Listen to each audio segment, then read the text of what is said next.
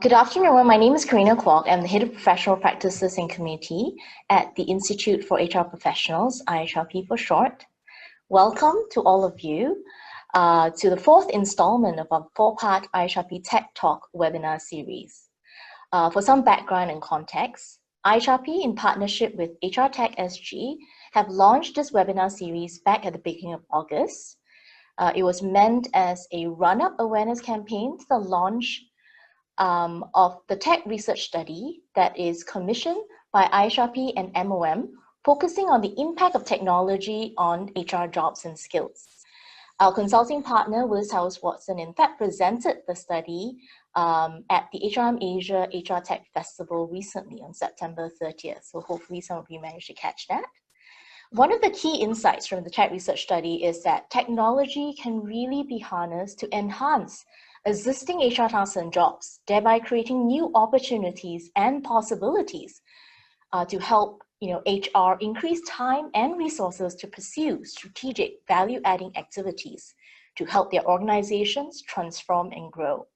So we hope that this IHRP Tech Talk series can help our HR community better understand the importance of adopting a digital HR mindset and to offer greater exposure to the various technologies available to HR.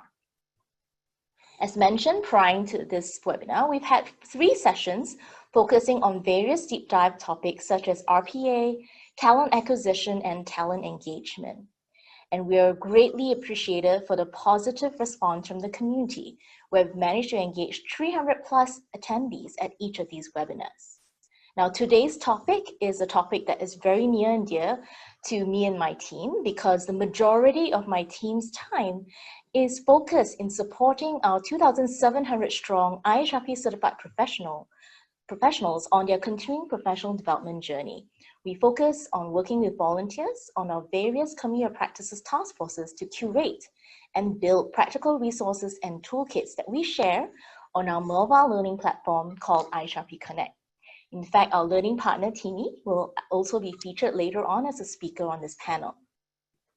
Now, before I pass you over to our lovely moderator, Archana, to help us introduce our panelists, please allow me to quickly cover some of the webinar housekeeping rules. So firstly, this webinar will be recorded and the recordings will be made available for download post the webinar. We typically post it as a follow-up in our email to you and also on our website. And you will see that we've enabled the chat and Q&A functions, so do take note. If you do have a question for our panelists, indicate the name of the speaker that you're addressing it to, and also only put the Q&A questions that you have in the Q&A functionality because we will not be monitoring the chat for any of the questions. And also make sure that, if there is a particular question that you've seen someone else post that you'd like to upvote, please click on the like button and this will elevate that question to the top so it's easier for our moderator and panelists to view it later. And then lastly, please refrain from taking any screenshots of the presentations or slides shared by the speaker or panelists as these materials are copyrighted. We can seek permission from the speakers to provide the set of slides post-event follow-up for your reference.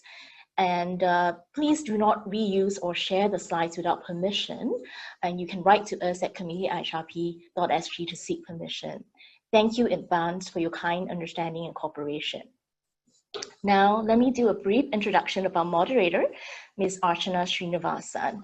I'm very proud to say that Archana is one of our IHRP senior professionals. In fact, she was one of our very early batches and participated as a pilot test participant in order to help us, work out the kinks in our process and platform. So we're very grateful for her proactive participation.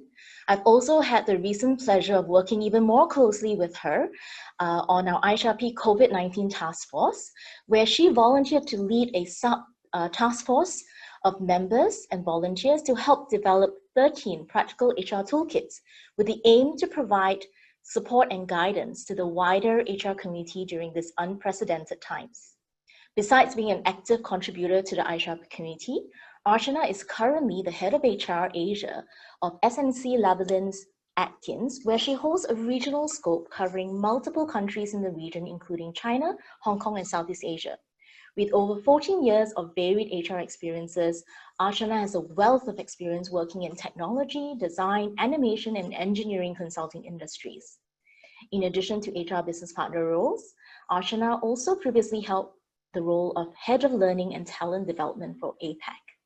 Thank you so much, Archana, for stepping up to the plate to help us moderate this panel. Over to you to help us introduce the speaker panel. Yeah. Thanks, Karina.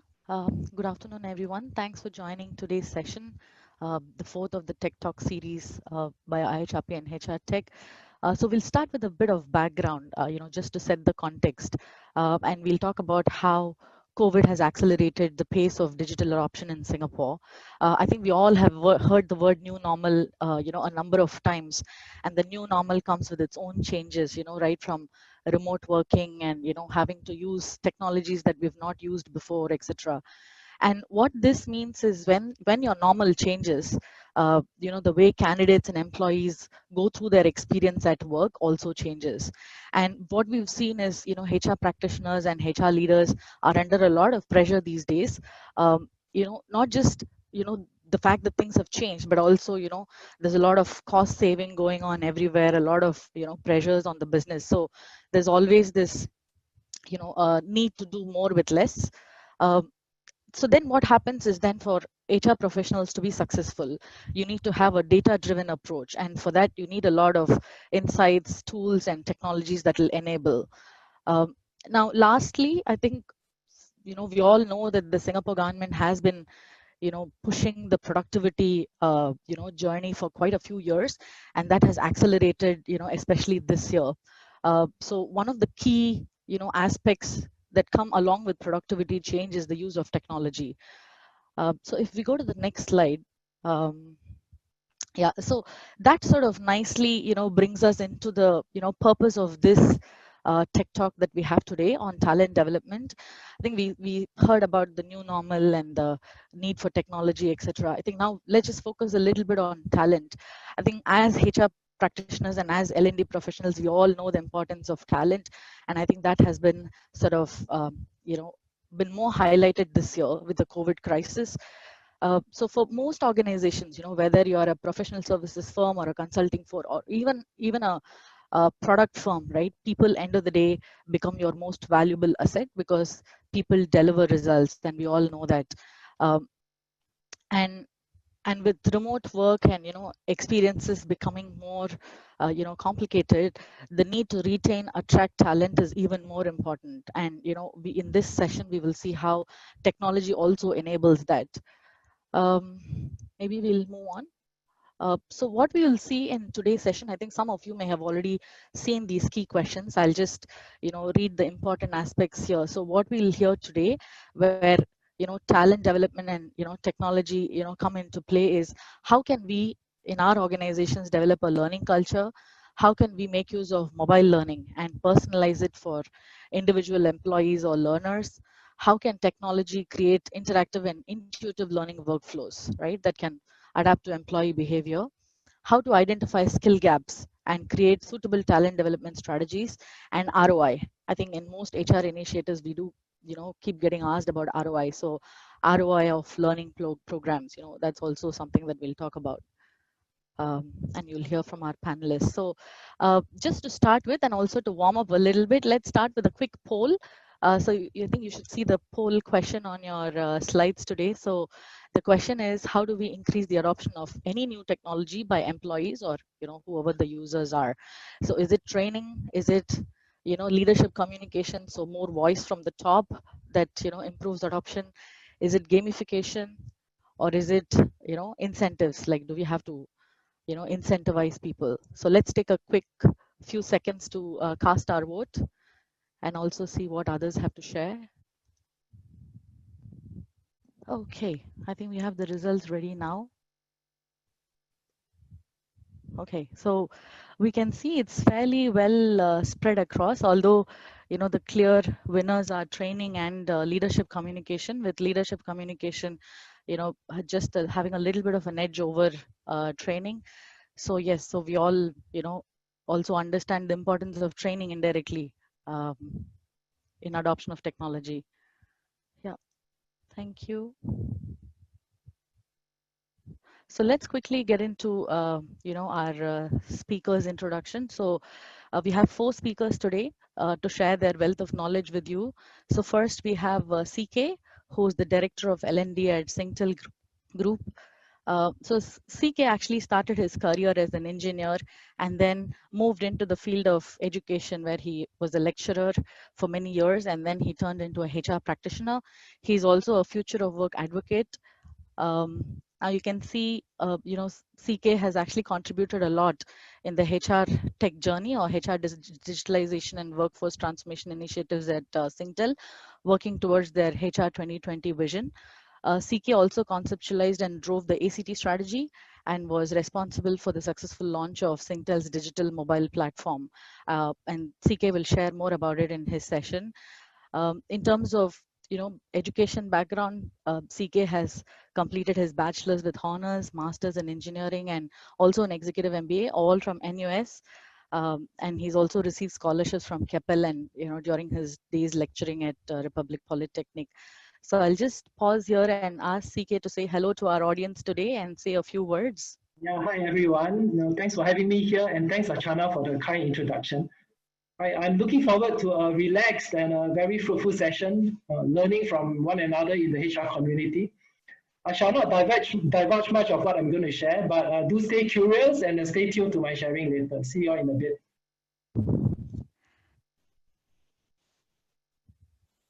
Yeah, thank you, CK. So after CK's session, you'll hear from Angelina. Angelina is group head of HR for yours, and she'll be our next speaker in today's session. So she's a certified global talent management leader. She's also a senior professional with IHRP, a tripartite mediation advisor, and industrial relations panel member with SNEF. She has more than 20 years of experience driving the people agenda, covering multiple geographies, including APAC, US, and Europe.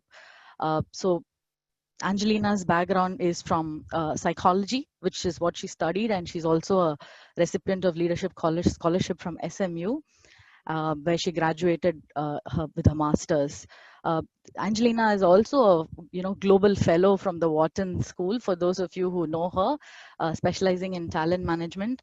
And as the last paragraph says, she's a very strong advocate of talent management. So maybe Angelina, if you could quickly say hi to our audience today.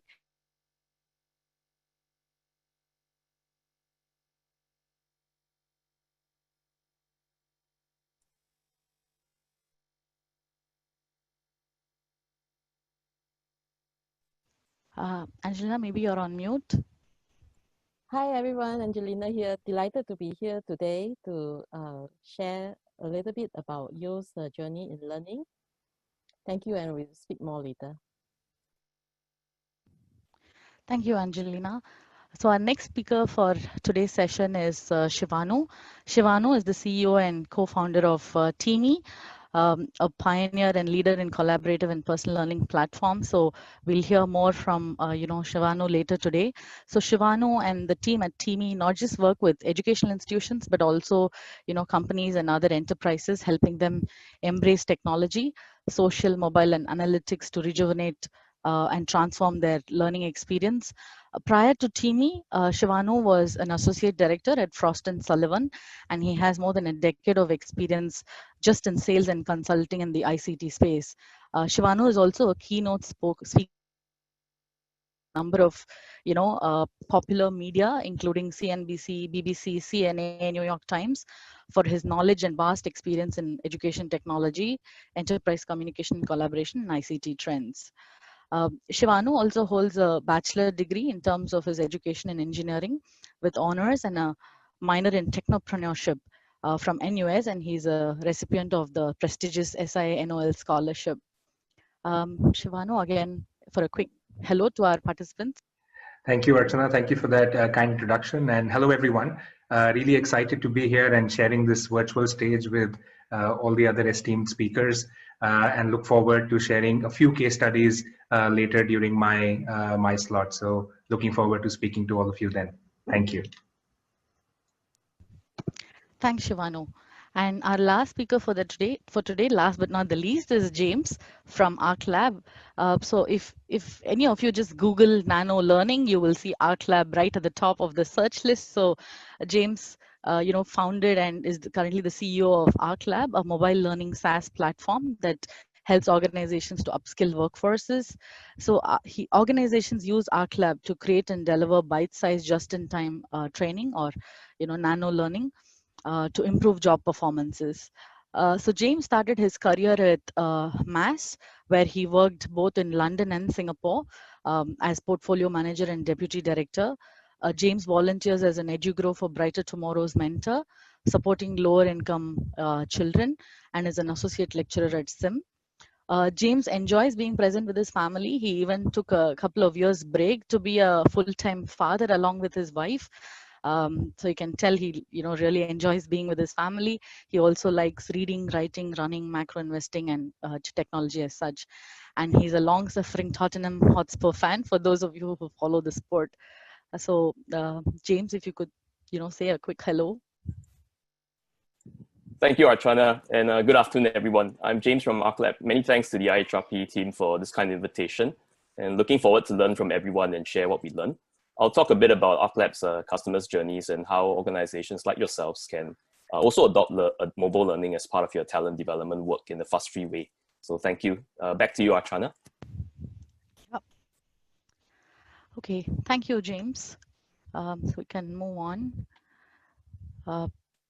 So our first speaker for today is CK. So over to you, CK, if you could take the floor.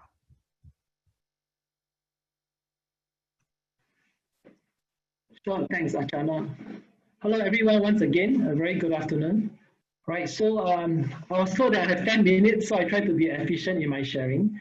So today I'll bring forth to you, some of the HR technology implementation, that we have done at Singtel Group HR, right? But first and foremost, I really like to, I can't say enough of this thing about business imperatives. More often than not, and sometimes we're guilty of it as well.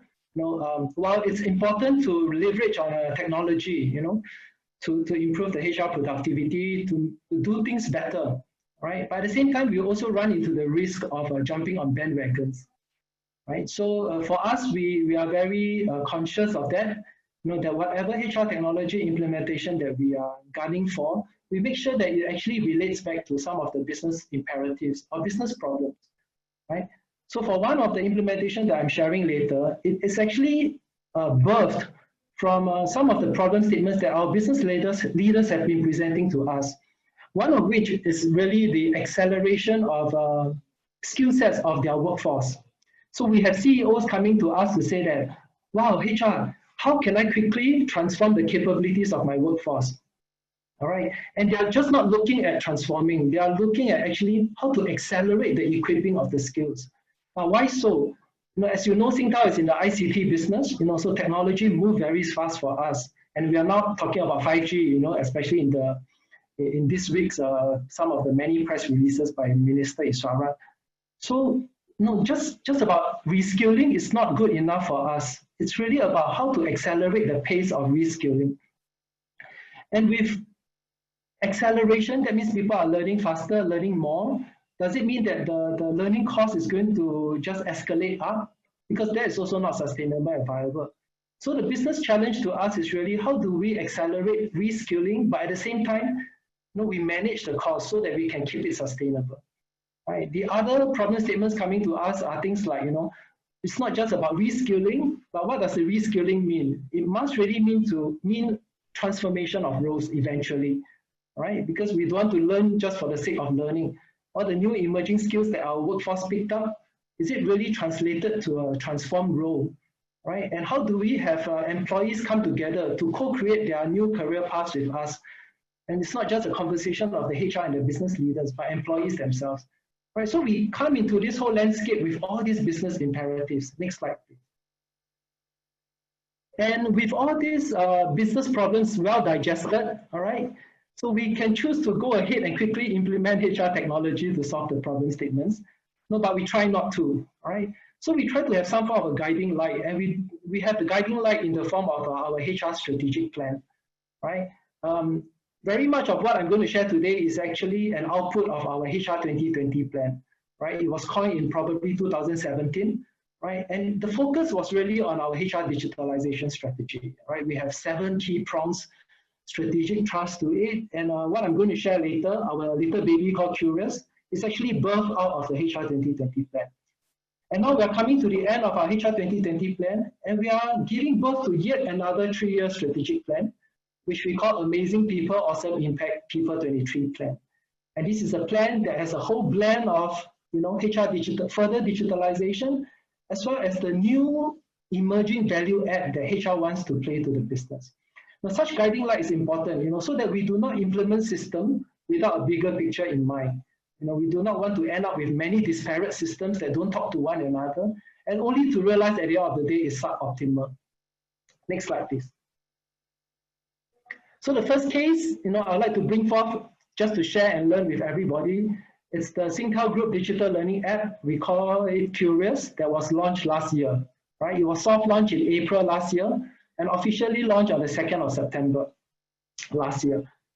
Right, so just a quick glance of what Curious does for us, right? Essentially, it's an app that we are very familiar with. It's a learning app for Singtel, but we have used it for many courses, right? And I mean for many reasons, right? So we use this app for our Singtel course assignments, and the business leaders love this, right? It can also eventually be used for our compliance courses. So these are the assignments where we will monitor closely whether are people completing it, right? And the business leaders love this, right? It is also an app that has a Spotify-like user experience, and I'll elaborate more about the UX in a short while. All right. It is also a tool that we use, not realizing that it's actually slowly used by business leaders as a change management tool. Right. So business leaders use the app. They have their own territory there, and they use it to post their town hall sessions, right, or to run change management or culture shift activities. Right, so we start to realize that actually Curious is moving away from just being a learning platform, right? It actually involves itself in some cultural shift movements. Inside the app, you can also find very specific to Singtel, some of the career pathing, all right? We call them Aspire Journey. So as you can see here, we created Aspire Journey for data analysts in Singtel to becoming data scientists in Singtel, right? There are also database and infrastructure engineer to cloud engineer, just to name a few. Right, so employees can actually access these Aspire journeys. Not necessarily all the training is completed in Curious. Some is taken a bit offline for certification or for examination, but most of it can be completed within Curious. And this has really helped to shorten a lot, of our transitioning time. We also use Curious for a lot of event catch-up. Our recently concluded a Singtel Group Learning Fiesta. We hosted over 20 webinars. So where do we put them on? So we put them on catch-up channels in Curious, very much like a TV channel, right, or TV app, like Netflix, hopefully. Right? There are also curated channels, right, that we specially curate. For example, because of the circuit breaker, so we curate a work from home channel to support our employees on some of the best practices when we talk about remote working. So last but not least, this app has over 100,000, on-demand, bite-sized learning assets that our employees have access to, right? And the topics will involve things like emerging technology, cloud, IoT, 5G, whatnot, right? So in short, this gives you a gist of what this product or this implementation is about. Next slide, please. I'm seeing questions coming in already. Okay, just a quick, I know we have been talking about, so how do we measure the ROI? And this must be the top question in the heads of my business leader. And for your info, my business leaders pay for it. All right. If this business CEO has 5,000 people, they pay for the share of these 5,000 people for this platform. Right. So I need to show them, what's the return on their investment. Right. Just a quick one to run through some of the figures. Right. So we just celebrated our Curious birthday, first birthday on the 2nd of September. So we have 81% of our employees, all right, who have signed up on this Curious. I personally do not think this is super remarkable. And now I'm speaking to another of my associate company, right? They are also launching a new digital app, and they have hit 90%, right? Singtel is a big organization, right? But we are persevering, all right, and continuing this belief, to get 100% of our employees on board. But we have also come up with new metrics, Signing on to the platform is one thing, but actually are my employees actively using it? Right? So we start to measure a new metric called active learners. Right? So as we are speaking now, I'm pretty confident that 52% of my employees are kind of like consuming some learning assets in our Curious app. Right? So that's what we show the business leader. Right? And comparing to pre-Curious days, right, we can see each employee, they're consuming more than 130% courses, as compared to previously when they can only probably go for some face-to-face courses or blended learning. And it's quite interesting here to show that, for my employees, 51% of their learning is now consumed and completed on Curious. And the other half, of course, is still the other, modality of learning. All right, when it comes to the dollars and cents, how can I prove to my business leaders that, my people are really learning more with less, right? Especially when they came to me with this problem statement, right? So in our FY20, and you can find it in my sustainability report, we are able to report that, our employees are learning 30% more in terms of hours, but we are using 16% less in terms of the expenditure, all right? So now we have the opportunity to look into reinvesting this 16% into other forms of development for our employees, right? And this is so amazing for us. Now, some of the other pictures you're seeing here are some of the things that we do for Curious, right? So we curate a lot of learning for our employees, right? So that, they find a reason to get in touch with Curious. This is something what we call learning in the flow of work and in the flow of life. So when we have the International Women's Day, we curate a learning in Curious for them. During lockdown, we have the Declutter series, we have a remote productivity issue. And when we got announced, to be given the 5G provisional license, we also curated something from Curious, right? To entice the employees to consume learning in Curious. Next slide, please. So what are some of the learning humps and bumps that we went through? And I'll be very happy to share, all right? It wasn't a perfect journey, right?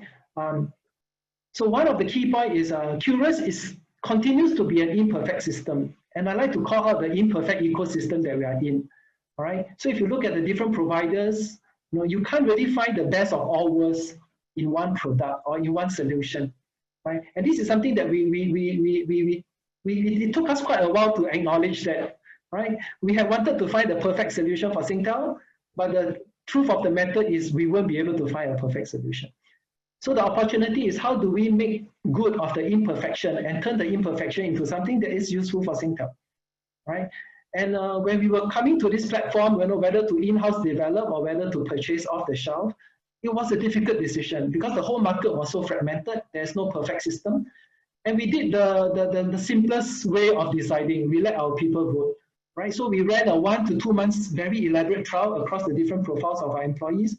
And we let them vote, which is the platform or which is the app that they want. And that's how Curious was born. Third point is very cliche, but very true. The whole Curious adoption wasn't just about a platform implementation. It was really a culture change. We use a lot of stick and carrot approaches, rewarding, and also, reminding our employees to do it.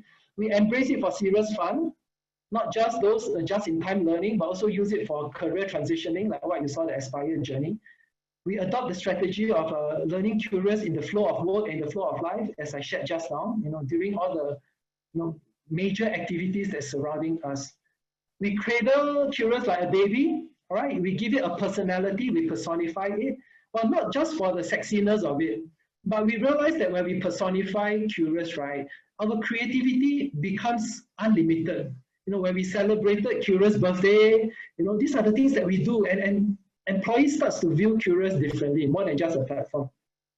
We also had to create new measuring tape. My time is running out, so I'm rushing a bit. Right? So you saw my new metrics on measuring active learners. So new measurement tapes will be required, new metrics will be required, to be able to sustain this investment, and for my business leader to continue to express keen interest in the sustenance of this platform. Last but not least, I think this is a gentle reminder to myself and everyone here. It's very common for us to treat HR technology adoption or implementation as an ownership. We own it, right? But over my team here, we're trying to change the view, the whole paradigm. We don't own the HR system. The moment we own it, the business will think that this is a HR thing. You all just want to implement for the sake of implementing. but instead we steward it and we give the ownership to the business. In fact, my business owns the curious, right? We're just stewarding for them. And that makes the whole world of difference. Coming to my final slide. Next slide, please. I was also asked to share some other exciting implementations that we have. I won't go into detail, I have no time. No, but over at Singtel, we use a lot of machine learning, and there are actually two platforms that we created. One is actually a talent prediction platform, which is very suitable for today's topic. So imagine it as a machine. We throw all our 10 over 1,000 employees' data inside, right? And we use machine learning to suss out who could be a potential talent in Singtel. Of course, it is not conclusive, right? But it's a first cut that we bring to the business leaders, for their further conversations. But just by this step itself, it has saved us 50% of our whole talent identification process. And that's an amazing ROI for us. The other platform that we have, we call it Attrilytics. That's our Singtel attrition prediction platform. It has an 80% model accuracy, right? So everybody has an attrition index, including myself, although I don't know what's my index, right? So if you're above 0.5, means you have a slight propensity to leave. Right, so if you have a chance, we can talk more about it. What's coming up is a competency platform, a Singtel Group competency platform. I think just now, Shana talked about, there's this whole conversation of what skills gaps, how do we intervene, right? So this is our next adventure, right? We're doing a pilot very soon, actually 2 weeks later. And I'll be happy to share if there's a future platform of this. So with this, I hope my sharing was useful and I welcome questions from the ground. Over to you, Archana. Thank you, CK. I think that was a very, very insightful and that was a lot of sharing. Thank you. Now let's move on. Maybe next slide, please.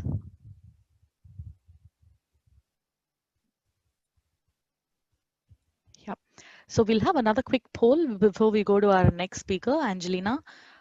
So you should be able to see the poll on your screen now. What's the biggest benefit for HR by adopting HRTech? So there are 4 options, as you can see: increased efficiency and productivity, improved candidate and employee experience, analytics and insights for better decision making, or just clears up your operational workload to be able to focus on strategic aspects. So let's share our views and have a look at the poll. I think it's a very relevant question for today's topic, right? So let's see what our audience have to say.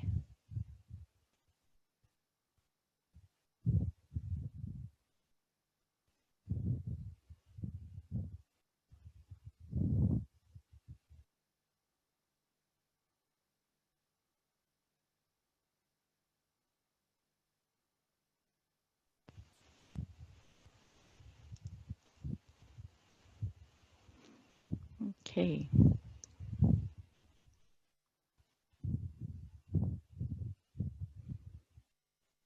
Okay, so we have the results now. Great.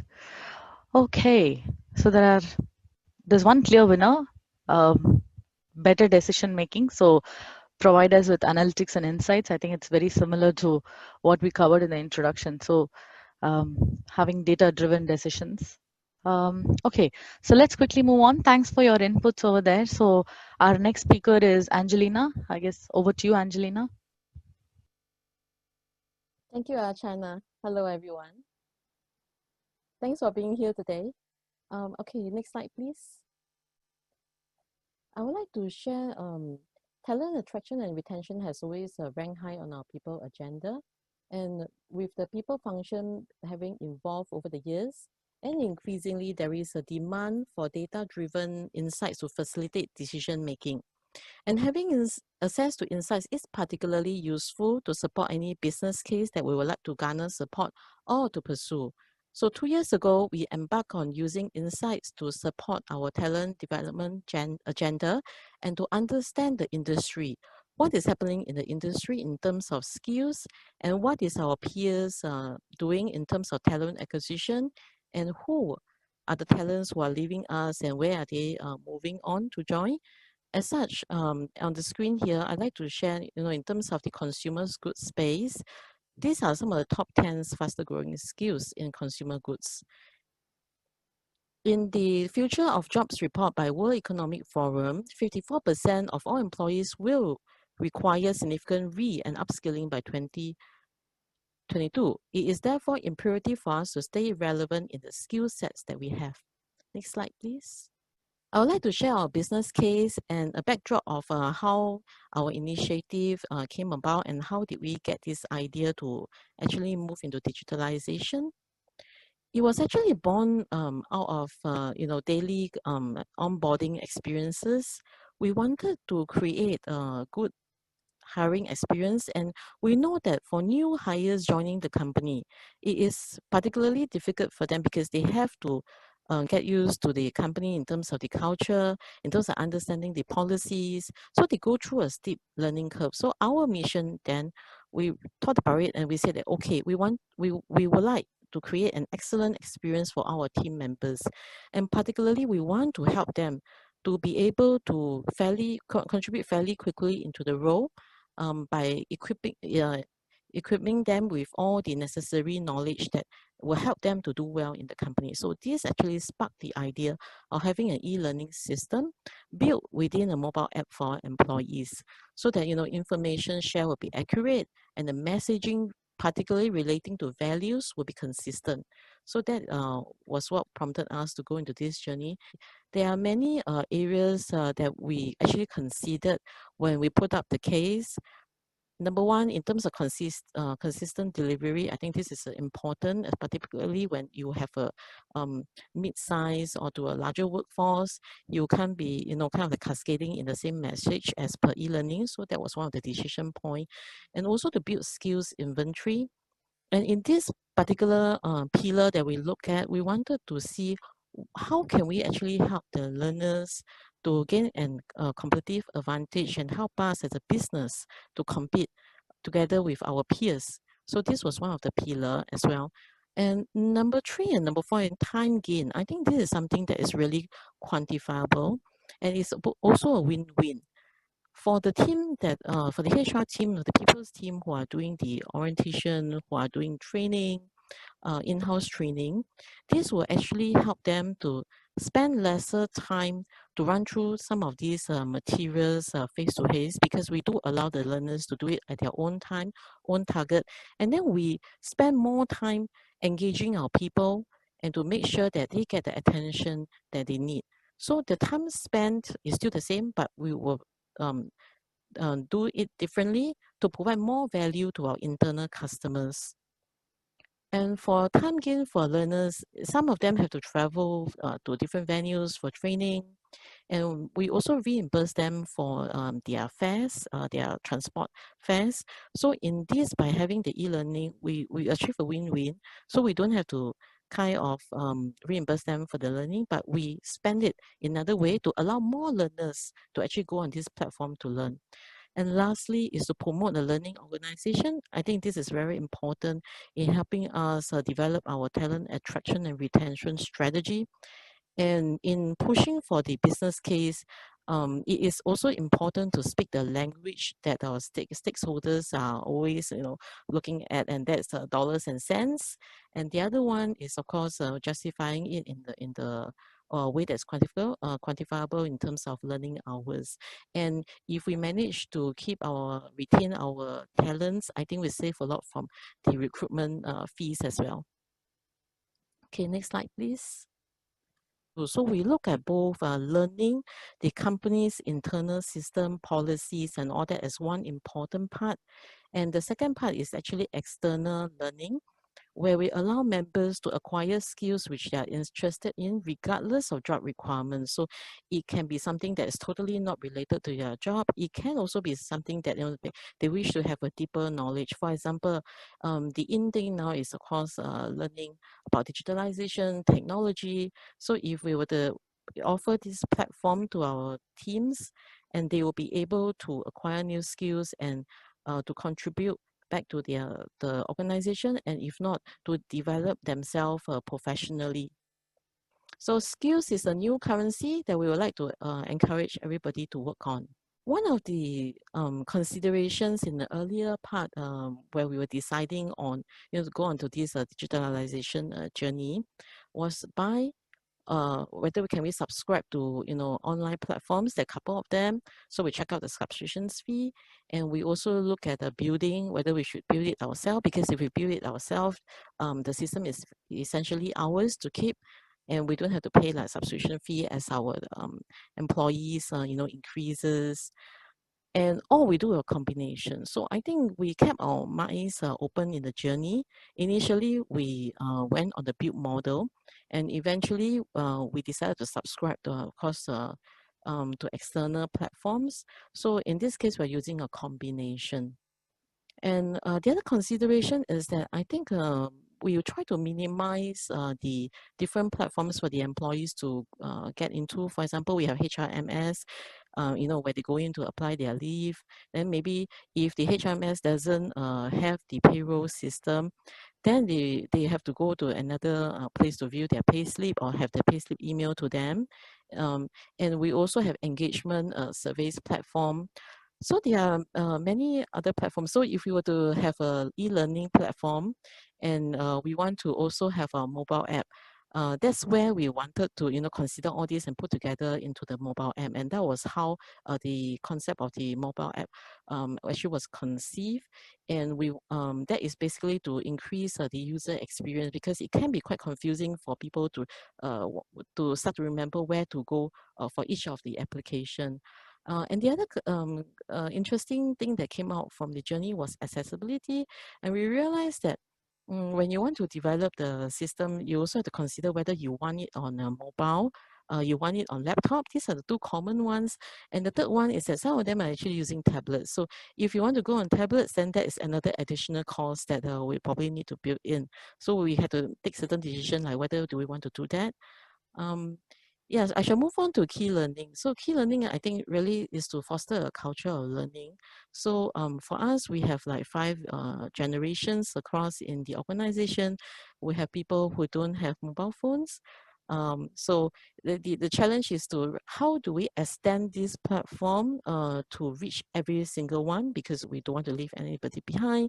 So for the auntie uncles, we also thought of having common or shared laptop, shared PC around, and during their tea break, if they want to hop on to read, or during lunch, they can, it's accessible to them.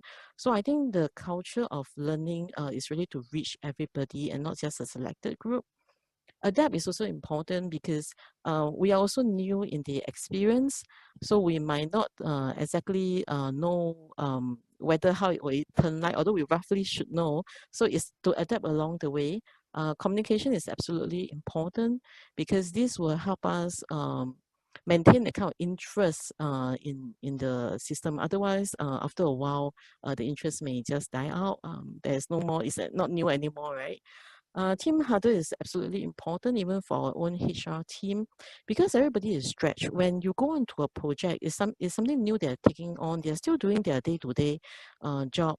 So I think really work as a team huddle, absolutely important. Last but not least, dream big, but start small and build along the way. So that's all I have to share. Thank you very much. And back to you, Archana. Thank you, Angelina. That was a very insightful sharing, especially managing so many generations, etc. So must be quite a challenge. Thanks for that. I guess our next speaker for the day is Shivanu. I guess over to you. Thank you, Archana. Good afternoon, everyone. I will be today talking a bit about some case studies on how customers and organizations are leveraging technology to really have an impact on the learning process itself. But let's get started. Next slide, please. With talking about the new normal. And I know Archana alluded to this at the start as well. We've heard that word new normal way too many times than we would have liked. It's just one of those things that we also have to deal with in 2020.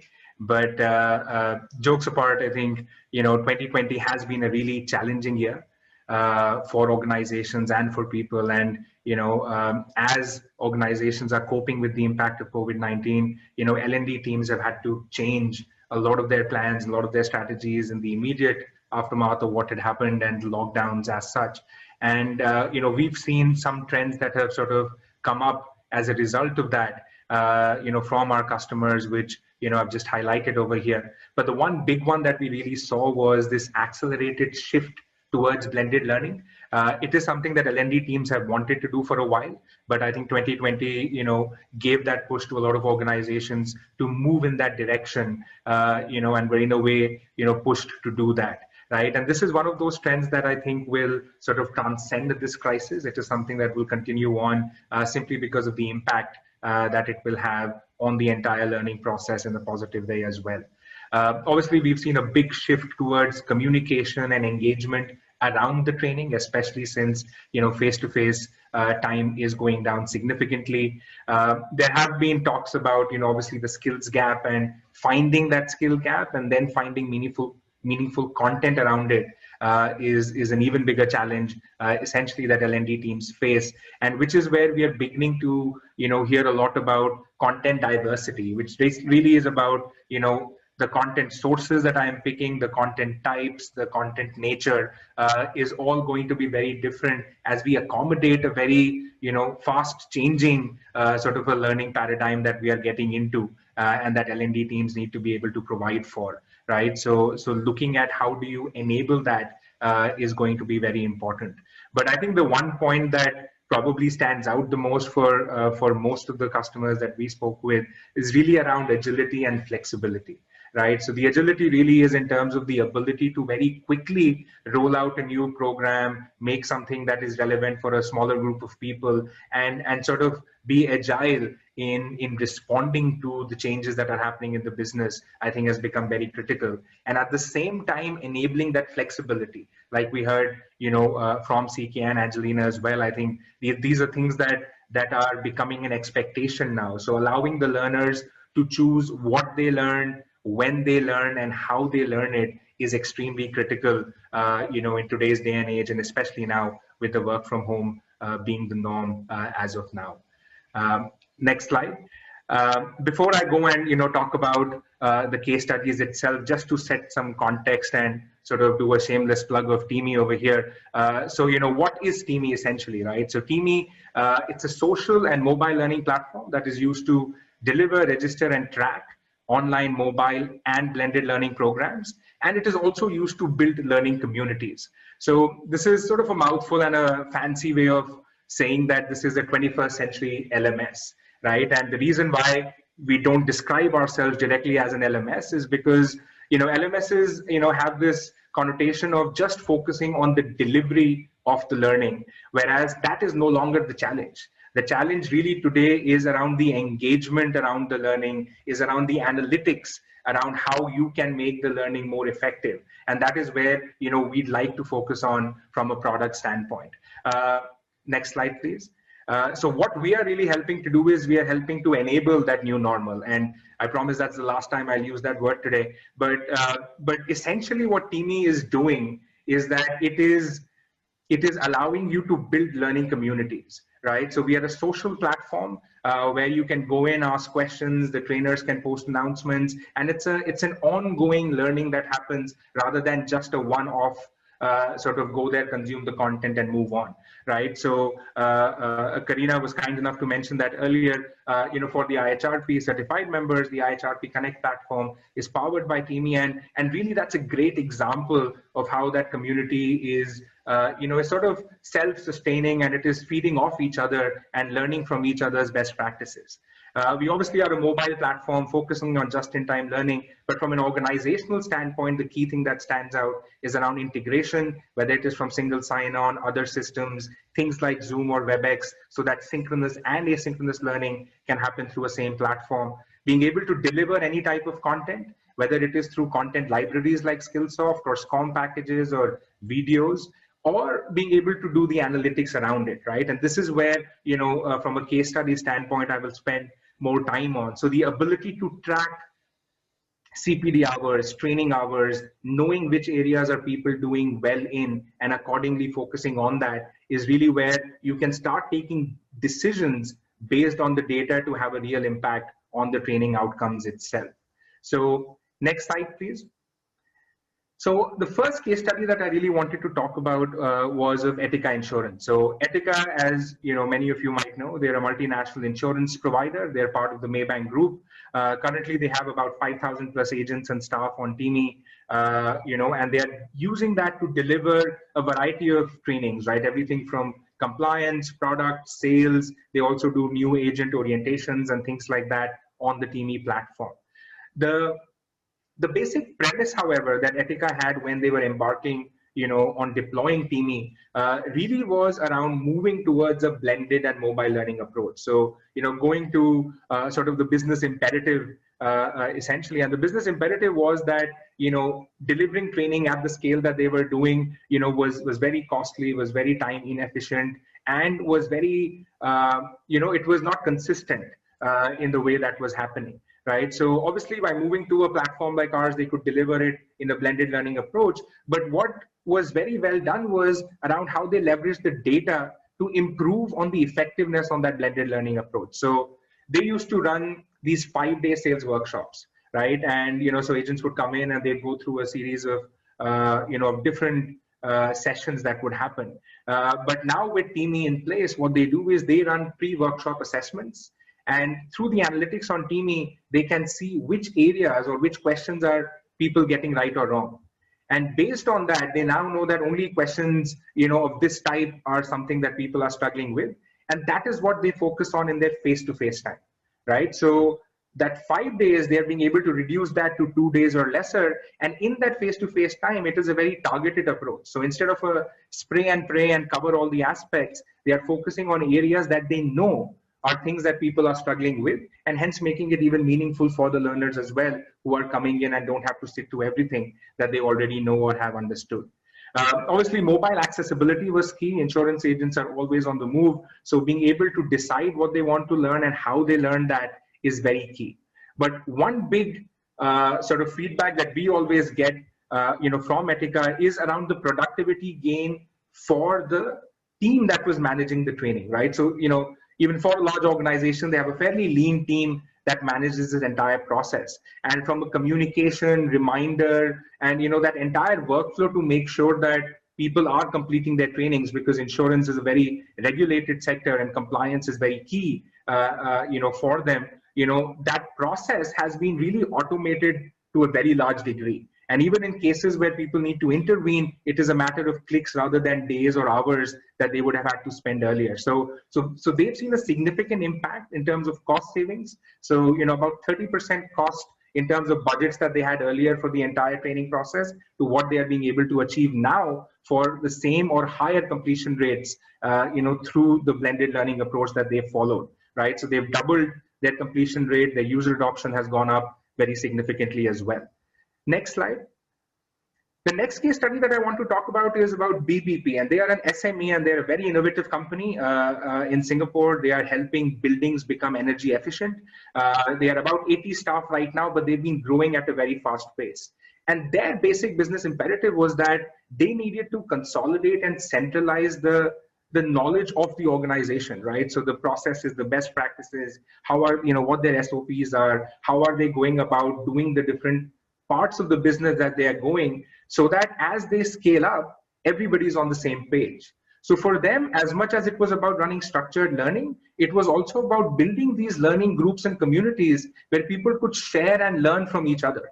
So if you can see in the screenshot, it's a bit blurry there, but they have groups on good engineering practices, on news sharing, and also on things like standard trainings like new employee orientation and SOPs and things like that. So for them, this is really acting like a social knowledge hub where everybody is going in and out to pick information as and when they need, and also complete, the more structured trainings that they have in there.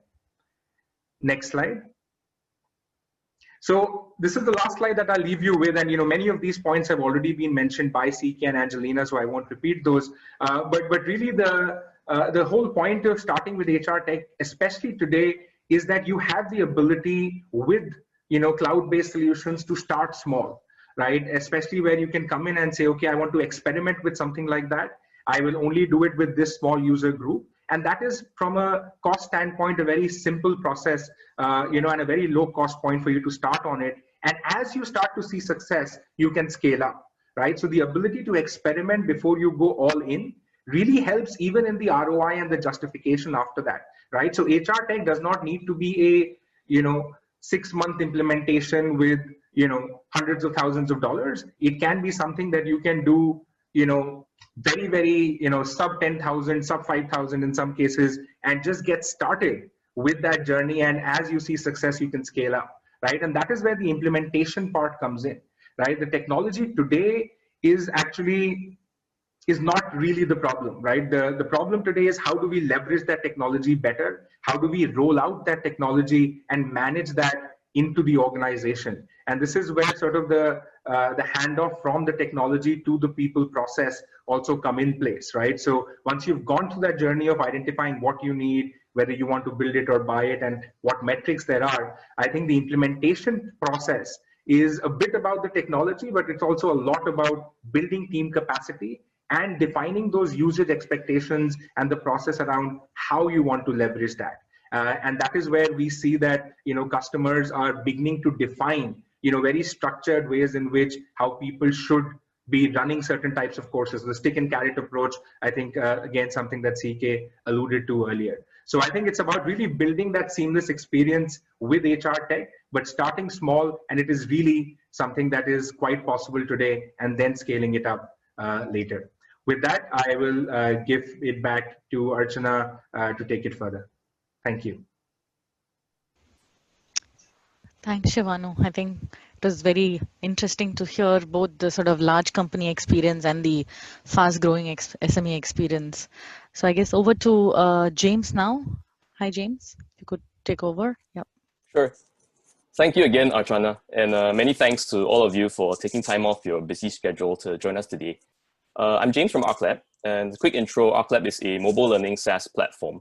We empower organizations to easily create, distribute, and track training sent directly to staff phones without the need for an app. We're humbled to be featured in the Southeast Asia AdTech 50 and backed by Singapore and US VCs. So ArcLab's core customers are in fact smaller organizations. As we saw in some of the Q&A, it's a big focus. So we'll be glad to share some stories here. Next slide. I thought to start by sharing a quote from one of our customers, the Hourglass Group MD, Mr. Michael Tay, who was interviewed in the Straits Times, that shared this advice. And I think it's really relevant to today's session, because even though the theme is HR tech, it's really not about focusing on the technology. And I say this even though ArcLab is a tech platform. Tech is a tool, and used correctly, it can effect great change and help your people and organizations reach greater heights, even during this challenging time. But it really all starts with people and mindsets. Next slide, please.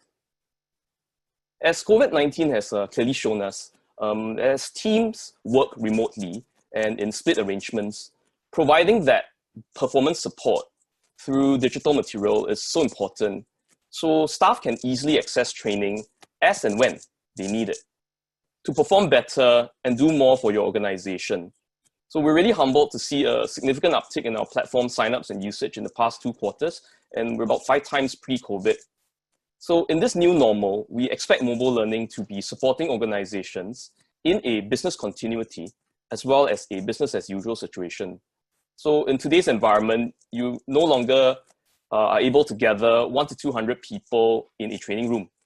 So you have to do this more efficiently and effectively.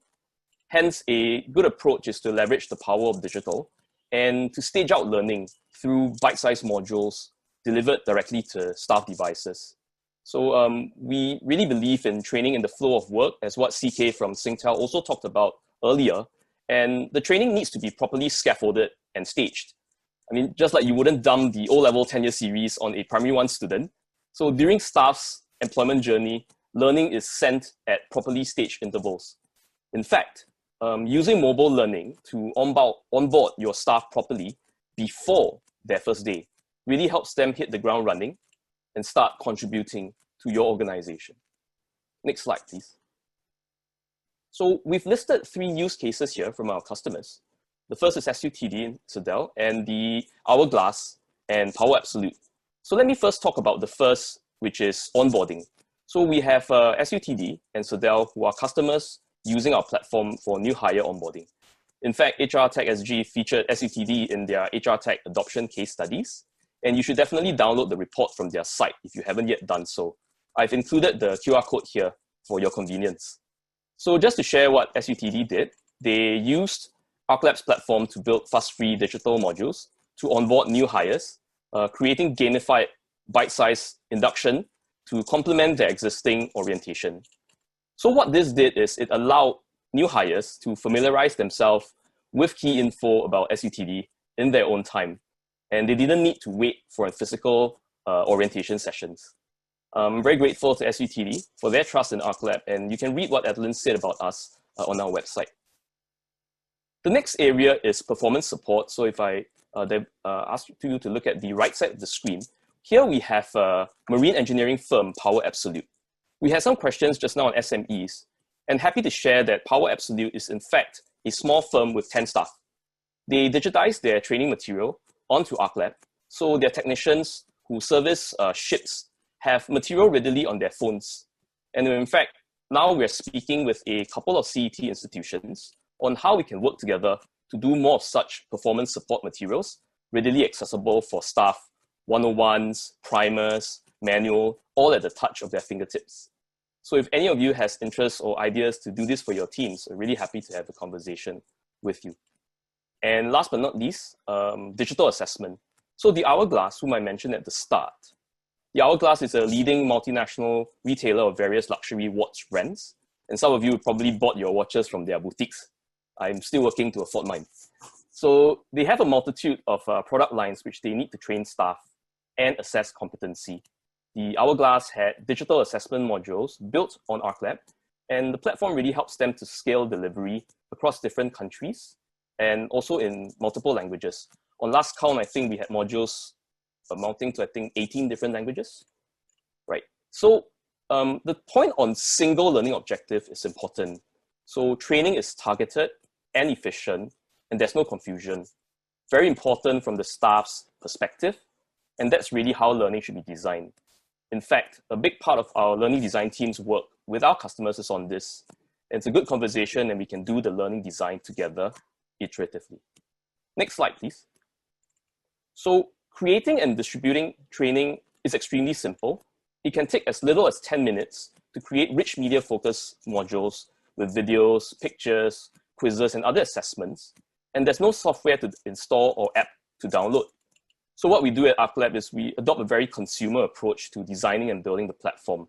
So it doesn't feel clunky or difficult to use. We do most of our work with rank and file workers, including who Angelina mentioned, some of our more elderly colleagues. They are able to be taught to use WhatsApp. So our philosophy is it should be as simple to use as WhatsApp. Next slide, please. Ultimately, I think it's important to reiterate, training is not for training's sake, but to translate to better outcomes for your organization. So here's a sample of data that we track on the ArcLab dashboard. You can see time spent on modules, learning performance, leaderboards, who did well, who needs help. And you can drill this down to staff level and do the necessary interventions. Next slide. So ArcLab works on user-based pricing. There's no upfront implementation or consultancy costs. So there's really delivering significant savings to organizations. You save time, you save costs on training versus more traditional means, as Angelina from Yoast also alluded to just now. So upskilling your workforce, improving productivity and top line. And we gathered some data from our platform and others. And you can see that mobile learning can bring a great uptick in learner engagement, knowledge retention, and most importantly, knowledge application. There were questions about what are these, how do we measure this? So some of these metrics involve drop in customer complaints, drop in production errors, time spent on tasks. So very, very tangible business objective metrics. So this translates into better business outcomes and hopefully also helps you to craft better compensation, which you can now justifiably pay your workforce and incentivize them to work even harder for you. So it's a win-win. Next slide, please. So that's really all I have. In keeping with the vision of ArcLab, my sharing is always short and punchy, as I know we don't have the attention span or energy for long presentations. And that's really how training should be. I'll end with some suggestions. One, Don't start by rebuilding your house. Start by renovating a room. Like what Shivanu from Teamie also shared, small pilots and work with internal champions. It's much better risk reward and easier to get buy-in from management and also your staff. Number 2, study the data and see what's working and what's not. And I repeat again, work with your business units. 3, make the necessary adjustments and then scale up. So if you could whip out your phones, I have a very simple ArcLab module here, which I invite you to scan this QR code on the top right of your screen, and you can see how easy it is firsthand to consume training on ArcLab. So that's all I have, and thank you very much for your time. I'll hand it back to Archana. Thank you, James.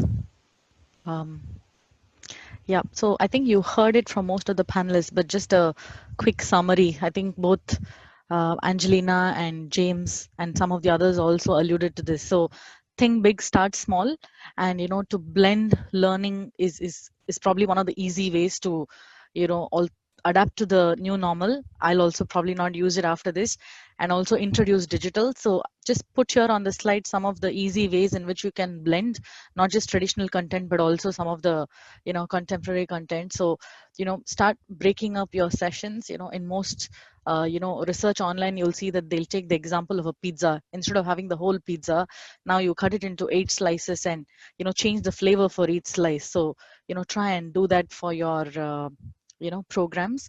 Maybe we can quickly move on so that we have more time for the Q&A. So I just wanted to summarize by also sharing what this means for learning practitioners, right? So most of this is pretty obvious, so I'm not going to go into the detail. But firstly, change your learning style. I think sometimes we just hold on to it thinking that things will change, but when the situation outside changes, we also have to adapt, and that comes with a mindset change, right? So we have to change the way we look at our program. So if I look at our own company, for example, we kept postponing because 90% of our trainings used to happen face to face. Now it's like 9 months in the year. What do you do, right? You have to change. Make use of free tech where it's available. And lastly, take action, because many a times it's really the devil is in the detail, right? And many a times we know things, but we don't necessarily put everything into action. So even if it's like James said, start with renovating a room. So before we get into the Q&A, I just have one more slide where I just wanted to talk about something that Karina mentioned earlier about the COVID-19 task force that was set up. So one of the stream of works was to prepare toolkits for the future in the world after COVID-19. So I've just put a couple of QR codes here. So the toolkits, there are 13 toolkits overall, and they're being launched in 3 phases. We're in the process of the launching toolkits under the second phase. There is a toolkit for talent development as well in that. So you could scan here and download those and make them useful to yourselves. So we can probably jump into the Q&A now. I can see that our panelists have really actively answered quite a lot of questions, but there are a few questions that were asked by a number of participants, and there are also very emotional ones. So 2 common questions were, one around ROI, because that's a very common challenge, right? Especially when you have to spend money for learning initiatives. And the second one is, how does it work for SMEs? So maybe if we can start on the ROI part, and if I can just request all panelists to quickly chip in. Maybe we can start with CK.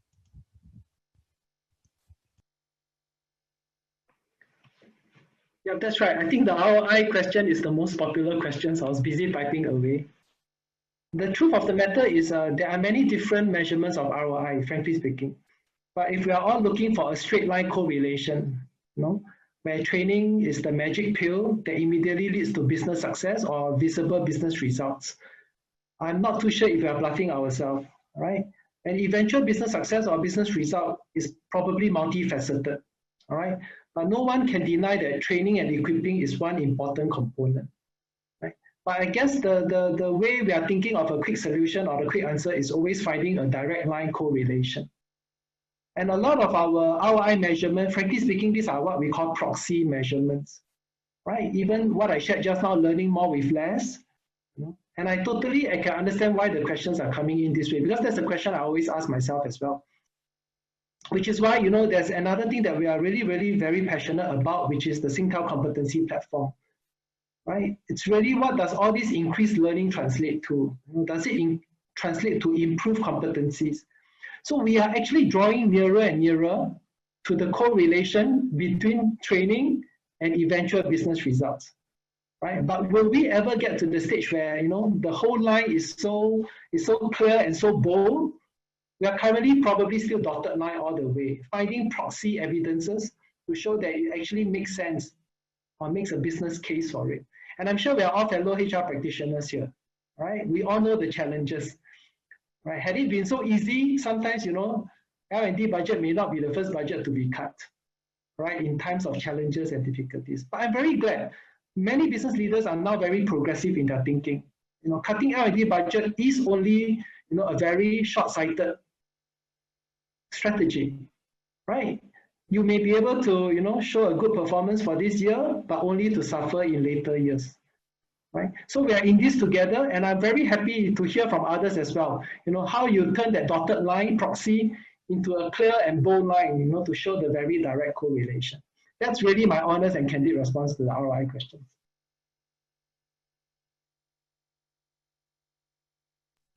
Thanks, CK. Angelina, James, Shivanu, anything you'd like to add to the ROI part? I think I'll jump in. So I think I fully agree with CK. It's multifaceted because attribution to work performance and improvements tend to be multidimensional. But I think some simple generalized quantitative measures, because most organizations would invest more to get more effective learning.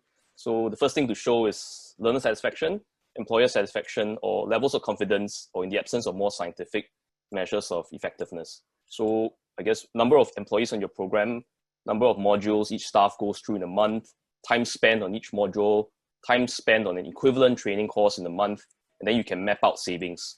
And I think other general ones that I mentioned just now are production time savings, drops in errors, etc., and drops in consumer complaints. So at ArcLab, right, we also approach it from a very customer-centric perspective. So one of our board advisors, Professor Karen from SIT, she's the Deputy Director of SIT's Center for Learning and Assessment Development, or COLEAD for short. So what we like to do is we work backwards from the organization's business objectives. So what they deem as important in determining the improved job performance. And we can also have Prof. Karen from our advisory board structure that study and attribution to learning. So adjusted for time and experience, of course. So this is one perspective. Thanks. Yep. Thank you, James. There are a few more questions new questions that have come up on the Q&A. Maybe we can pick those up first before going into the SMA topic. So setting up the hardware is the initial step. However, the challenge is really how do we nudge and sustain staff engagement? Maybe Angelina, if you can, give it a go. Yeah, happy to share. So I think as taking technology, everything that is new, the latest iPhone will kind of generate definitely lots of interest. So I think to sustain interest, you can't just develop the system and just leave it there. You got to kind of babysit and periodically roll out new modules to sustain interest, continuously talk about it, road shows, EDMs, send out a blast to say that, oh, okay, there is this new learning module that has been launched. And also what CK mentioned earlier, what they do at Singtel, launch special learnings for occasion. For example, you want to know more about some of the perhaps relating to, for example, Chinese New Year or International Women's Day, that is what CK mentioned. So you can launch special learnings for that. And you just need to continuously launch a new module, and also to keep abreast of what is going on. For example, now the latest thing is about technology. Then you got to launch things that will help people to equip with the skills, because the younger ones who are coming out to the workforce, they are really, hungry for knowledge. They want to learn more. They want to build up their capability, build up their credentials. So this is a good way, to kind of sustain interest. Yeah. Thanks, Archana. Yeah, thanks, Angelina. I think there's one question for Shivanu, where there's a mention saying that a lot of sharing seems to suggest 100% shift towards online learning. Can you share a bit more on some of the new blended learning approaches? Sure. So yeah, so I think a lot of our customers, I think, yeah, and maybe when I was talking as well, I was not clear there, where the blended learning approach is that 5 days is still becoming 2 days, right? So I think that this was a follow-up to the question I'd answered in the chat, where you know, it's about what is the future of the face-to-face trainings itself, right? And I don't think that it is necessarily something that is going away, but what we do in those face-to-face sessions is what is changing, right? So lecture style deliveries of, you know, 3 hours, you know, some person, a talking head, you know, equivalent in the face-to-face world, is probably going to change to that being a more focused session on, you know, what it is that this group of people are struggling with, right? So we've been talking about, you know, personalized learning, and, you know, we also sell in the education part of the business, and personalized learning is a very key aspect there, and we see that sort of come into the enterprise as well. So the face-to-face sessions are going to, you know, are becoming more focused and targeted. You know, we are seeing a lot of our customers reduce their time, not necessarily remove the face-to-face part. And I think certain kinds of trainings also lend themselves better to be done face-to-face. I mean, right now we are in a time where we are forced to do this, right? But I think that the acceleration happened because of COVID, not because people would have wanted it to be at that pace, right? But I think that, you know, the shift that has happened, people are realizing that you could probably do half these trainings in an online convenient manner, online mobile manner, and only keep probably the other half, you know, in the rich in-person experience that we have. And it's because that, you know, the time cost proposition, both to the learner and to the organization, is pushing us towards blended. But I don't think it is going to disappear. The face-to-face part is going to disappear per se from a training standpoint. It's the same argument that we give in education: is the teacher going away? The teacher is not going away because of tech. It is what the teacher is doing with the tech is what is changing in the classroom. Yeah. Thank you, Shivanu.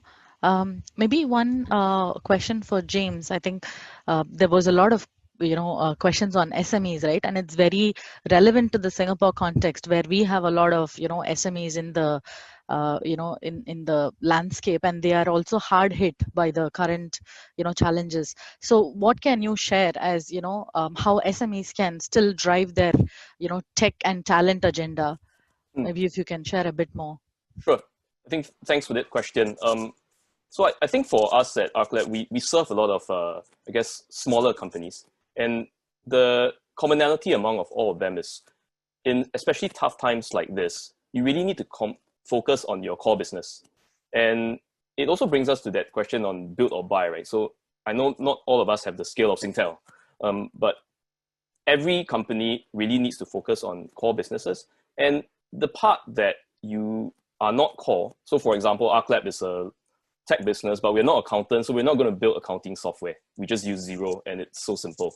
So for smaller companies in the audience, I think really starting with very small pilots for maybe 3 or 4 staff, and even Teamie and ArcLab all works on user-based pricing. So the best part of it is there's no upfront implementation, expensive implementation costs, and really just starting with one module, rolling out to your team, and seeing how that data and how the uptake is. So I think very important, and I can't emphasize it more, don't try to build everything, and see really what's available in the market. And our team is always ready to speak with companies who are not so large, and really work with them to work with you to roll out things quickly without expensive implementation costs. Over to you, Archana. Thank you, James. I know we're coming to the close of the session, but maybe just one question for CK, because there were a lot of questions related to learning retention. How does learning retention really happen? Because that's kind of tied to the ROI question, right? And also there was one comment saying, can you share a few specific examples of how it has worked? So maybe if you can share a bit more, CK, and maybe one last word of wisdom from your end as we wrap up. Okay. It has always been a big conversation for Singtel as well, and I think for any R&D professionals here, right? And I think we're coming to realize that learning is probably just a part of the equation, right? Learning not applied is actually very wasted. We all go through it, right? So applicability, it's a very big conversation in Singtel. All right, and of course, the competency platform I'm talking about is a platform to support this applicability, right? The application of the newly acquired skills, because we realize that over the years, we have been very involved in equipping our employees with emerging skill sets.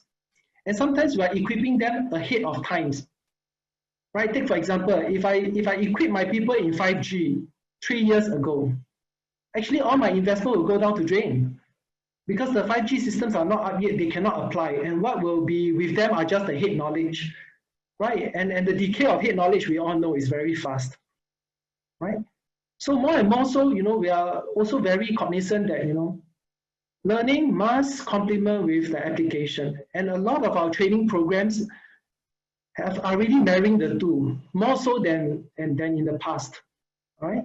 So whatever we learn, we must make sure that there's application. Whatever we learn, we have application, and so that's one key approach. And having the competency platform allows us to measure some of these applications of knowledge, right? I think, for example, I think it was in the papers. I have a very senior colleague. Her name is Valerie, right? So she actually learned RPA, right? So she attended a 5-day boot camp on RPA. But prior to that, she did some RPA learning on Curious, right? But guess what? Immediately after the boot camp, she went to build a bot that she lovingly called ValBot, right? And if I were to assess a competency now, do I dare to say that she has the competency to build a basic bot? I would dare to put a check on that because it has been applied and she has proven it, right? So that's the kind of culture that we're trying to imbue into the whole organization. Don't just learn for the sake of learning, learn and use it and apply. Right, so I think this is encouragement to ourselves within Singtel. I hope it's an encouragement to everyone. In fact, also to me as a person, right, who will continue to learn along my professional journey, which is to learn and apply. Yeah, thank you very much. It was a pleasure to share with everybody, really. It was an enjoyable afternoon. Thanks, Archana. Thank you, CK. Maybe quick, we'll go around the speakers for their last few words of wisdom, maybe a couple of lines. Angelina, maybe over to you. For me, it's like if you never try, you never know. It's really learning along the journey because for us, it's also new where we have never done this. But we do talk to people, talk to a lot of different folks to find out what they're doing. So community learning is important. Yeah, so that is good. So let's try to talk more and then learn more along the way as we move. Thanks. Thank you, Shivanu. Maybe your words of wisdom. So I would just say that I think HR tech sometimes gets a bad rap for being too complicated, or too expensive. And the reality is that tech is evolving significantly. We tell our customers, if you can use Facebook, you can use a learning platform today because that is how simple it has gotten, right? So so start small and and just experiment, right? And I think the cost of experimentation has gone very low. So I'll encourage you to do that. So that's from me. Thank you, Shivanu. And last but not least, James. Thanks, Archana. So I think our fellow panelists has really shared a lot of insight. I just want to share that I think remote work will be BCP and BAU, and we really expect technology to keep improving and making redundant a fair bit of today's work. But as COVID-19 has shown us, in actual fact, if you think about it, a lot of what we term as menial work can't easily be done remotely. So there's still a need for competent core workforce in the workplace, in your shops, in your factory floor. There still needs to be trained and continuously upskilled as knowledge cycles shorten.